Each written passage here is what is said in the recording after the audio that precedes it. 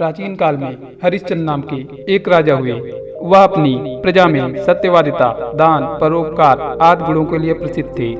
उनकी पत्नी का नाम तारामती और पुत्र का नाम रोहित था। देवराज इंद्र की प्रेरणा से मुनि विश्वामित्र ने एक बार उनकी सत्यवादिता और दानशीलता की परीक्षा लेनी चाहिए। वह हरिश्चंद्र के स्वप्न में प्रकट हुए और दान में उनका संपूर्ण राजपाट मांग लिया। हरिश्चंद्र ने उन्हें स्वप्न में ही सब कुछ दान कर दिया। अगले दिन प्रातः मुनि विश्वामित्र राजा हरिश्चंद्र के दरबार में उपस्थित हुए और अपनी दक्षिणा स्वरूप 1000 स्वर्ण मुद्राएं मांगी।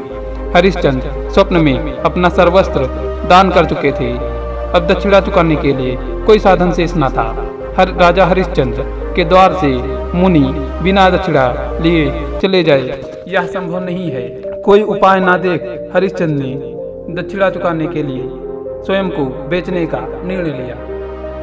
एक ब्राह्मण ने तारामती और रोहित को 500 स्वर्ण मुद्राओं में बोली लगाकर खरीद लिया, परंतु दक्षिणा के लिए अब भी 500 स्वर्ण मुद्राओं की कमी थी। अंत में राजा हरिश्चंद्र ने शमशान घाट में कर वसूल कर दाह संस्कार संपन्न कराने वाले कालू नाम के व्यक्ति ने 500 स्वर्ण मुद्राओं में खरीद लिया। तारामती ब्राह्मण के घर चूल्हा चौका कर और अन्य घरेलू काम काज करती थी। रोहित फुलवारी से फूल पत्तियां और लकड़ी आदि लाता था। हरिश्चंद्र शमशान पर आने वाले सौ के परिवारों से कर वसूला करते थे। एक दिन प्रातः जब रोहित फुलवारी से फूल लेने गया, तभी एक विषैले सर्प ने उसे डस लिया। असहाय तारामती पुत्र को गोद में उठाकर अंत्योष्ट के लिए शमशान ले गई।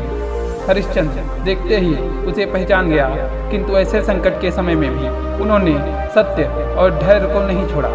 उन्होंने तारामती से सौदाहिक कर मांगा। तारामती के पास देने के लिए कुछ भी नहीं था।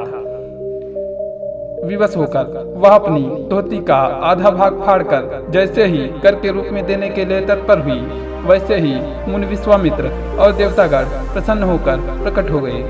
उन्होंने हरिश्चंद्र और तारामती के धैर्य, दानशीलता और न्याय की प्रशंसा करते हुए उन पर पुष्प बरसाए। मुनि विश्वामित्र के आशीर्वाद से रोहित पुनः जीवित हो गया।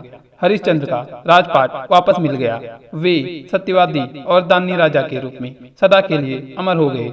सत्यवादी राजा हरिश्चंद्र के संबंध में भारतेंदु जी ने लिखा है कि चंद्र टरे, सूर्य टरे, टरे जगत व्यवहार, पेड़ हरिश्चंद्र को टरे न सत्य विचार।